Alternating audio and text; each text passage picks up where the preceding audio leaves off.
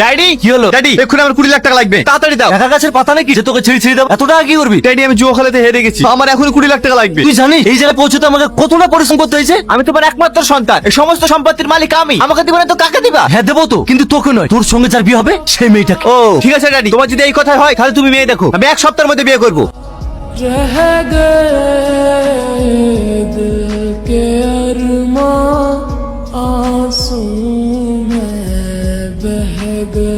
আচ্ছা টনি, এই শহরে তো মডার্ন মডার্ন মেয়ে থাকতে এই আনকালটা গায়া মেয়েকে কেন বিয়ে করেছি? ওই গাইয়াকে বিয়ে করেছিলাম বলে আজ আমরা সবাই মিলে এনজয় করতে পারছি।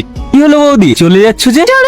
এই ওকে ছেড়ে দাও, লজ্জা করে না? একটা পরপুরুষ তোর বড় হাত ধরে টানাটানি করছে আর তুই দাঁড়িয়ে দাঁড়িয়ে দেখছিস? তুমি কি শহরের কালচার ভুলে গেছো নাকি? তুমি জানো না আমি স্ত্রী বন্ধু বান্ধব সবাই স্বাধীনভাবে চলে, কেউ কাউকে বাধা দিতে আসে না। আর তুমি আমার বন্ধুকে পরপুরুষ বলছো? একজন স্ত্রীর কাছে তার স্বামী ছাড়া সবাই পরপুরুষ। এটা গ্রামে চল, শহরে না। আর তাইও যদি হয় তাহলে গ্রামে পাঠিয়ে দাও। তুমি প্রতিদিন বলো আমাকে বাড়ি থেকে চলে যাওয়ার কথা। ঠিক আছে, তোমার জীবন থেকে আমি সারা জীবনের মতো চলে যাবো। প্রতিদিন যদি আমার কথা তোমার মনে পড়ে তুমি আমাকে একবার ডেকো, আমি তোমার জন্য সারা জীবন অপেক্ষা করবো। ভালো থেকো।